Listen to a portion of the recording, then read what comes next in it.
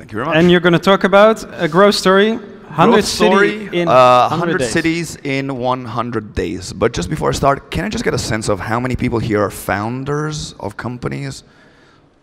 Basically everybody. Okay, that's good. So I'm going to talk about what we did, how we grew once we got some money from investors, and how that actually allowed us to get even more money from Daimler Chrysler. So about a little bit over a year ago, what happened is that we started thinking of one of our new competitors that had just entered the market. And unfortunately, this was one competitor that had a backing from one of the biggest car rental companies in the world. So we were trying to understand how to differentiate ourselves. And in doing this, we started thinking back about what we had done recently. Now, we were a company who believed that we would be in Germany and in DACH for at least 2 years trying to dominate that space. But we soon found out that we were moving much faster than we thought, and wanted to expand beyond those borders. So obviously the first destination was London, as our website is in English and in German, and the easiness with which everybody speaks English. But we wanted to do more, so our first thought was Paris. Our investors were really against this. They thought it was suicide to move to France without having the website in French. And normally I would agree with them, but we did it anyway. We allowed ourselves that poetic license that startups normally have, which roughly translated means that we are allowed to do crazy stuff and still be considered reasonable. And we went to France anyway. It was a success. Looking at the numbers, looking at the data, we discovered there were a lot of Americans who were coming to visit us using our service in Paris, in London, and in Germany. And thinking about it, we said, how can we serve these same customers that are then going back to the US but cannot find our service there? So we did the next step, which was open in the US. Again, our investors were totally against it. I mean, trying to face the US market from Berlin, impossible. You're still a small company, you should really focus on getting Europe right. We did it anyway, and it worked.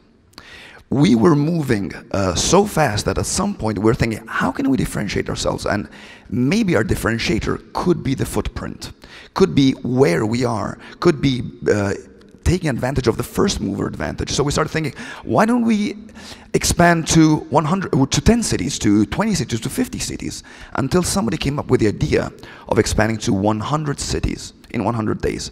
Now, just to give you a sense of what opening a city for us is, or was, it is not something simple where you just put a link on a website, Paris, and suddenly you're live in that city. It's a little bit more complicated. Normally, our driver team needed to make some research on the companies that were offering car services in that market, needed to contact these people.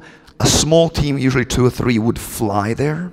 They would interview all these companies, collect all the necessary licenses, sign all the paperwork. And when I say paperwork, I mean literally physical paperwork. They would train the drivers with our app, with our driver version of the app. Then they would fly back and input all this information in our system.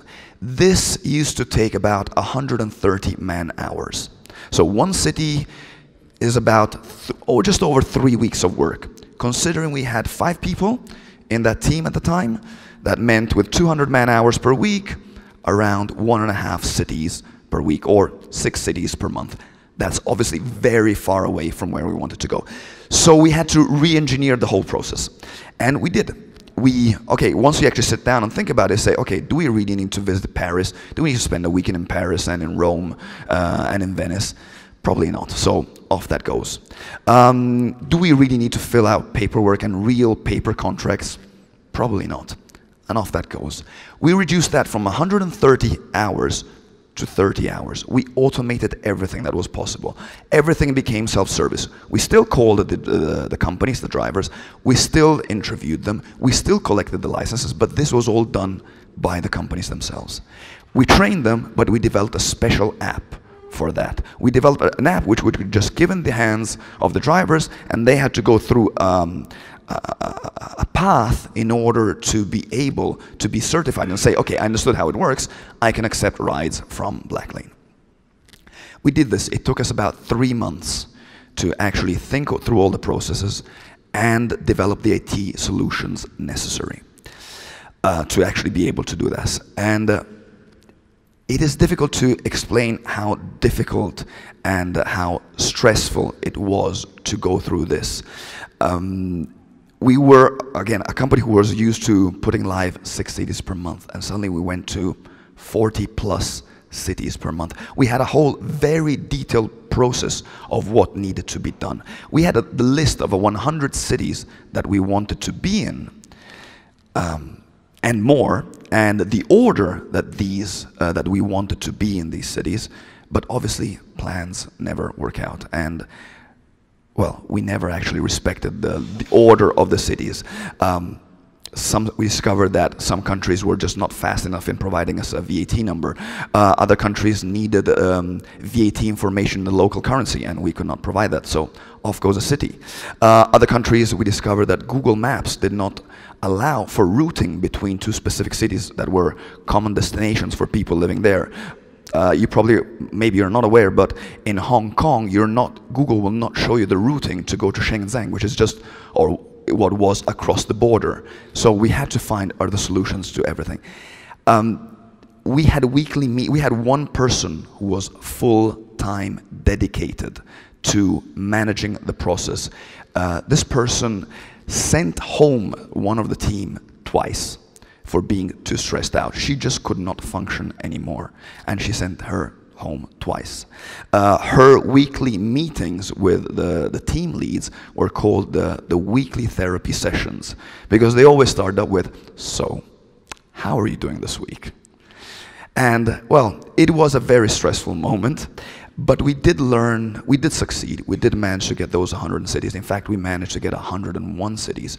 We started on the 29th of July 2013 in New York. We ended with the 101st city in Palma de Mallorca on the 16th of December, where the whole company was invited for a party, which was a really positive thing. But we learned 2 things which were very important. It doesn't matter how impossible, how people might not start even believing that a goal is attainable. As soon as one person does, as soon as one person makes it his own mission to actually say, either I'll do it or it'll break me, suddenly this hope, this faith is infectious. And with just a few people starting to believe it, everybody by the end was really, okay, yes, oh, it's another city. Yes, we rolled out another one and another one today.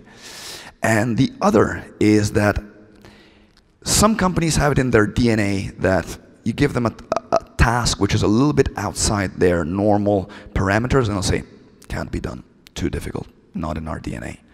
Other companies, you give them a task, and they suddenly just sit down, and it doesn't matter how difficult it is, they will figure out a way to do it. It sounds very easy when I talk about it now. You know, you take a problem, take 130 hours, break it down to 30, and then it works. It is not that obvious when you're actually in it. And this is actually why right now we are starting a new mission. It's not about expanding anymore, we've done that. But we've seen the effect it has on people, the focus, the drive, the passion it incentivates in people. And we are going to be doing it again, in a totally different way, but we're going to be doing it again. That was it.